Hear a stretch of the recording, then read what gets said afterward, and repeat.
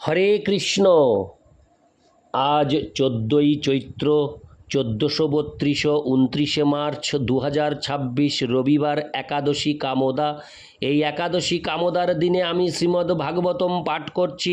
আজ আমি পাঠ করছি শ্রীমদ্ ভাগবতমের চতুর্থ স্কন্ধ দ্বিতীয় ভাগ 24তম অধ্যায় রুদ্রগীত কীর্তনের শ্লোক 44 থেকে 46।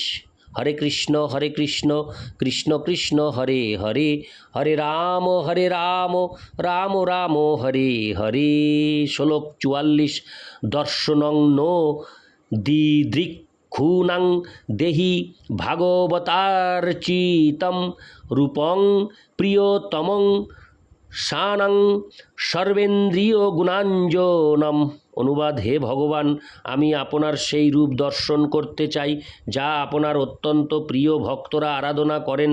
আপনার অন্য বহু রূপ রয়েছে, কিন্তু আমি বিশেষভাবে সেই রূপ দর্শন করতে চাই যা ভক্তদের অত্যন্ত প্রিয়।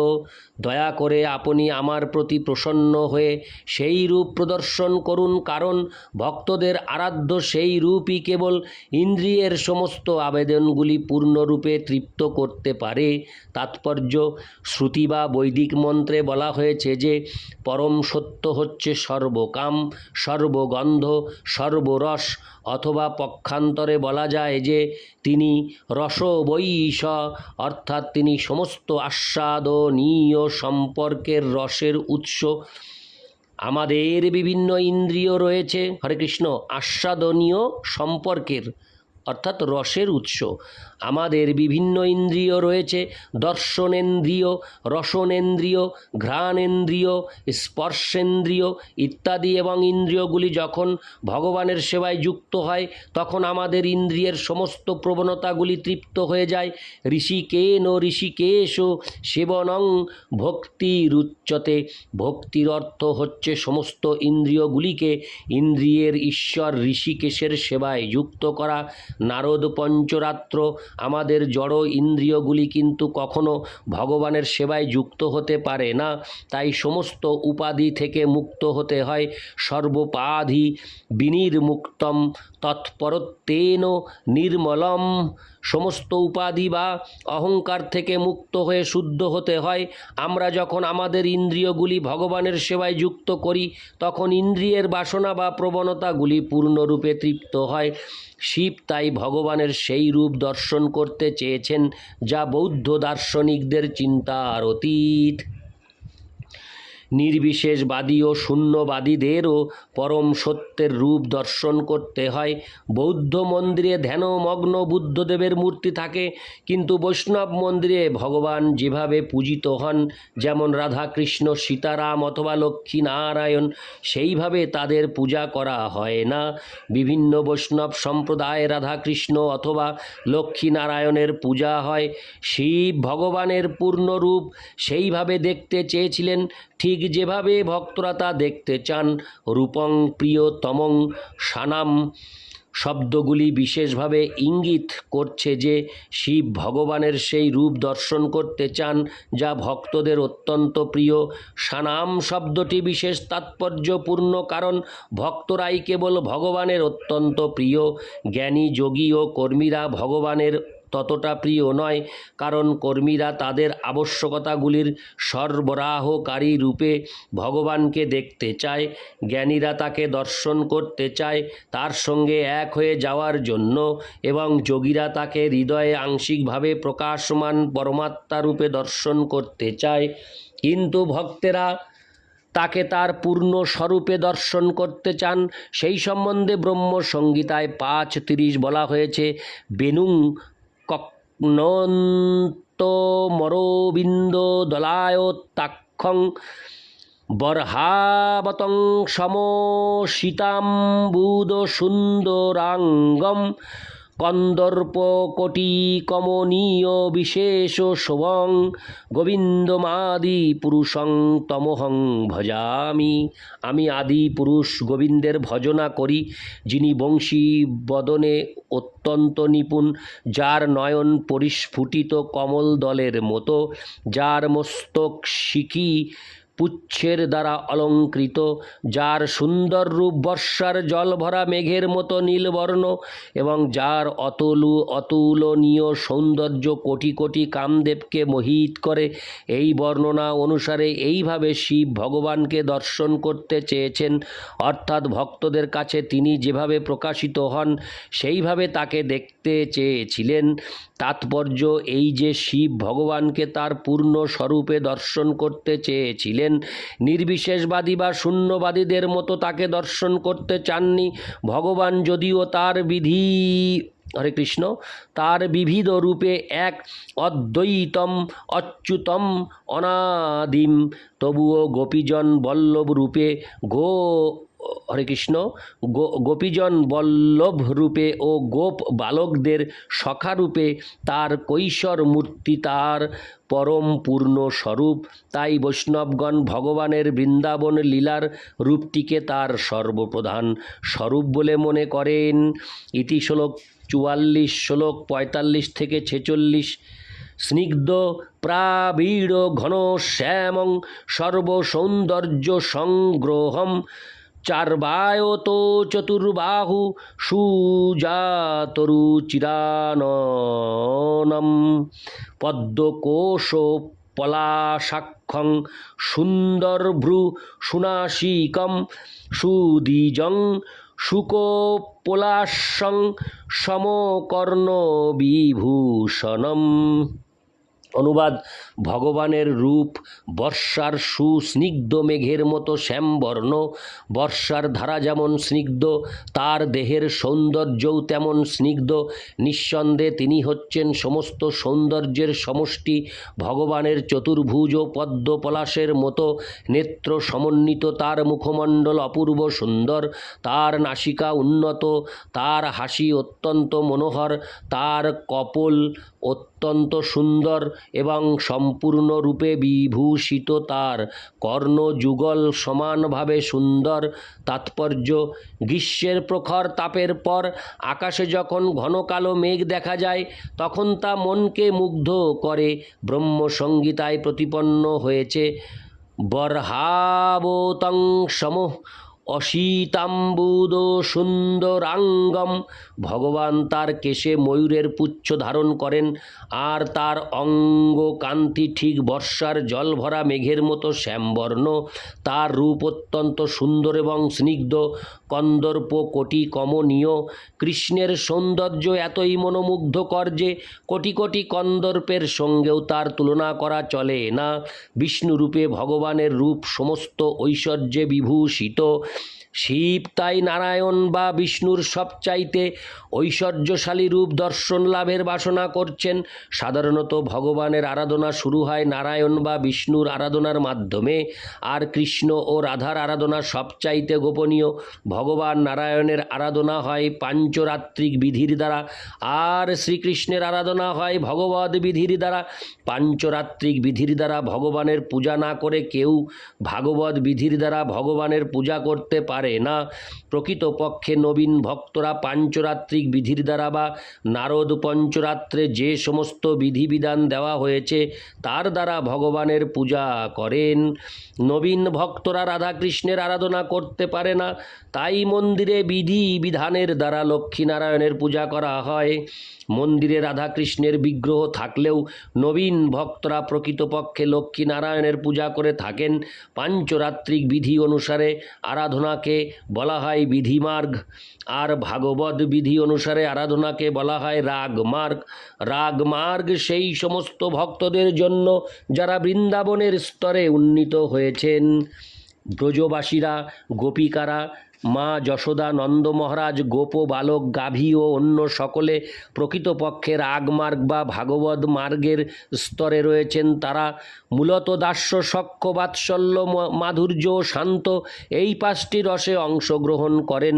কিন্তু যদিও ভাগবত মার্গে এই পাঁচটি রস রয়েছে, তবুও বিশেষভাবে বাৎসল্য ও মাধুর্যেরই প্রাধান্য বেশি। তবুও গোপ বালকেরা বিপ্রলম্ভ সখ্যে বা উন্নততর সখ্য রসে ভগবানের আরাধনা করেন। যদিও ভগবান শ্রীকৃষ্ণ ও গোপ বালকদের মধ্যে সখ্য রয়েছে, তবুও সেই সখ্য কৃষ্ণ ও অর্জুনের ঐশ্বর্যপর সখ্য থেকে ভিন্ন। অর্জুন যখন ভগবানের বিশ্বরূপ দর্শন করেছিলেন, তখন তিনি শ্রীকৃষ্ণের সঙ্গে একজন সাধারণ সখার মতো আচরণ করার ফলে ভীত হয়েছিলেন। তাই তিনি শ্রীকৃষ্ণের কাছে ক্ষমা ভিক্ষা করেছিলেন। কিন্তু বৃন্দাবনে শ্রীকৃষ্ণের সখা গোপ বালকেরা কখনো কখনো শ্রীকৃষ্ণের কাঁধে চড়েন। শ্রীকৃষ্ণের সঙ্গে তারা সমকক্ষের মতো আচরণ করেন, ঠিক যেভাবে তারা পরস্পরের সঙ্গে আচরণ করে থাকেন, এবং তারা কখনোই তার ভয়ে ভীত নন, অথবা তারা কখনোও তার কাছে ক্ষমা ভিক্ষা করেন না। এইভাবে রাগমার্গ বা ভাগবত মার্গে কৃষ্ণের সঙ্গে উন্নততর স্তরের সখ্য রয়েছে, যথা প্রলম্ভ সখ্য, সখ্য বাৎসল্য, মধুর রসে ভগবানের সেবা বৃন্দাবনে রাগমার্গে দেখা যায়। পাঞ্চরাত্রিক বিধির নির্দেশ অনুসারে বিধিমার্গে শ্রীকৃষ্ণের সেবা না করে কিছু অসৎ প্রকৃতির ব্যক্তি এক লাফে রাগমার্গে উঠতে চায়। এই প্রকার ব্যক্তিদের বলা হয় সহজিয়া। কিছু আসরিক ব্যক্তিও রয়েছে যারা গোপিকাদের সঙ্গে শ্রীকৃষ্ণের লীলার অনুকরণ করে তাদের জঘন্য কাম প্রবৃত্তি চরিতার্থ করতে চায়।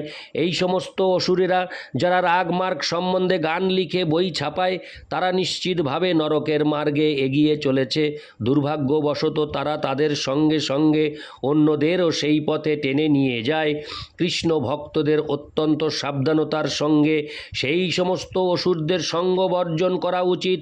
অত্যন্ত নিষ্ঠা সহকারে বিধিমার্গ অনুসরণ করে লক্ষ্মীনারায়ণের আরাধনা করা উচিত।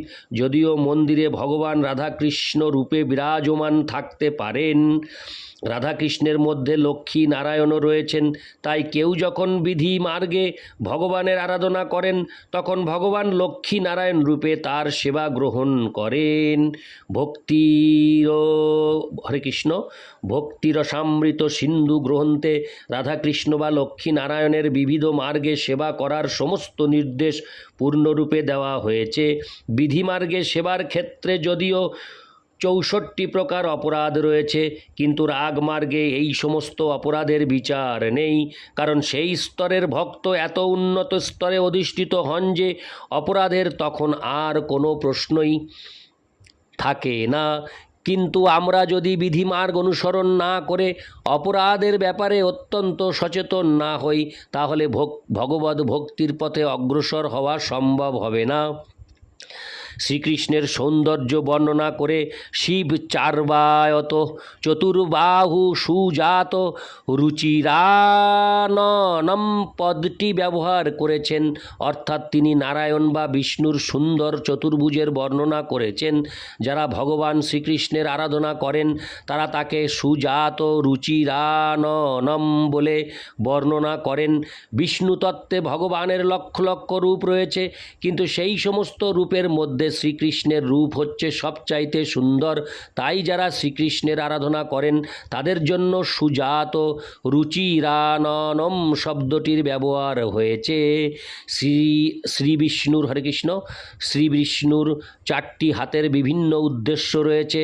তার যে 2টি হাতে তিনি পদ্ম শঙ্খ ধারণ করেন সেগুলি ভক্তদের জন্য, এবং অপর 2টি হাত যাতে তিনি চক্র গদা ধারণ করেন সেগুলি অসুরদের জন্য। প্রকৃতপক্ষে ভগবানের সব কয়টি হাতই মঙ্গলময়। তা তিনি শঙ্খ ও ফুল অথবা গদা ও চক্র যাই ধারণ করুন না কেন, বিষ্ণুর চক্র ও গদার দ্বারা নিহত অসুরেরা চিদ জগতে উন্নীত হয়। ঠিক যেভাবে ভগবানের ভক্তরা পদ্ম ও শঙ্খ ধারণকারী হস্তের দ্বারা রক্ষিত হন, কিন্তু অসুরেরা চিত জগতে উন্নীত হয়ে নির্বিশেষ ব্রহ্মজ্যোতিতে অবস্থান করে, কিন্তু ভক্তরা বৈকুণ্ঠ লোকে প্রবেশ করেন। আর যারা ভগবান শ্রীকৃষ্ণের ভক্ত তারা অচিরেই গোলক বৃন্দাবনে উন্নীত হন। ভগবানের সৌন্দর্য বর্ষার সঙ্গে তুলনা করা হয়েছে, কারণ বর্ষাকালে যখন বৃষ্টি হয় তখন তা মানুষের কাছে অধিক থেকে অধিকতর মনোহর বলে মনে হয়। গ্রীষ্মকালে প্রখর তাপের পর বর্ষা ঋতু মানুষের কাছে অত্যন্ত আরামদায়ক। বস্তুতপক্ষে গ্রামের লোকেরা তখন তাদের ঘর থেকে বেরিয়ে এসে সেই বর্ষার ধারা উপভোগ করে। তাই ভগবানের দেহের সৌন্দর্যকে বর্ষার জল ভরা মেঘের সঙ্গে তুলনা করা হয়েছে। ভক্তরা ভগবানের সৌন্দর্য উপভোগ করেন, কারণ তা হচ্ছে সমস্ত সৌন্দর্যের সমষ্টি। তাই এখানে সর্ব সৌন্দর্য সংগ্রহম শব্দটির ব্যবহার করা হয়েছে। কেউ বলতে পারে না যে ভগবানের শরীরের কোন অঙ্গ হরে কৃষ্ণ কোন অঙ্গ কম সুন্দর। তা সর্বতোভাবে পূর্ণম, সব কিছুই পূর্ণ। ভগবানের সৃষ্টি, ভগবানের সৌন্দর্য এবং ভগবানের অঙ্গ সৌষ্ঠব, এই সবই এত পূর্ণ যে কেউ যখন ভগবানের সৌন্দর্য দর্শন করে তখন তার সমস্ত বাসনা পূর্ণরূপে তৃপ্ত হয়ে যায়। সর্বসৌন্দর্য শব্দটি ইঙ্গিত করে যে জড়জগৎ ও চিৎজগতে বিভিন্ন প্রকার সৌন্দর্য রয়েছে, কিন্তু সেই হরে কৃষ্ণ, কিন্তু সেই সমস্ত সৌন্দর্য ভগবানের মধ্যে রয়েছে। জড়বাদী ও অধ্যাত্মবাদী উভয়েই ভগবানের সৌন্দর্য উপভোগ করতে পারে।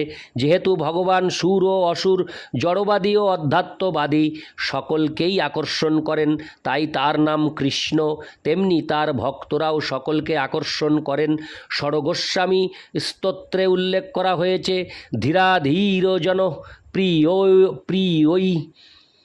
গোস্বামীরা ধীর ভক্ত ও অধীর অসুর উভয়ের কাছেই সমান প্রিয় ছিলেন। শ্রীকৃষ্ণ যখন বৃন্দাবনে ছিলেন তখন তিনি অসুরদের কাছে খুব একটা প্রিয় ছিলেন না, কিন্তু ষড়গোস্বামীরা যখন বৃন্দাবনে ছিলেন তখন তারা অসুরদেরও প্রিয় ছিলেন। তার ভক্তের সঙ্গে আচরণে এটি হচ্ছে ভগবানের বৈশিষ্ট্য।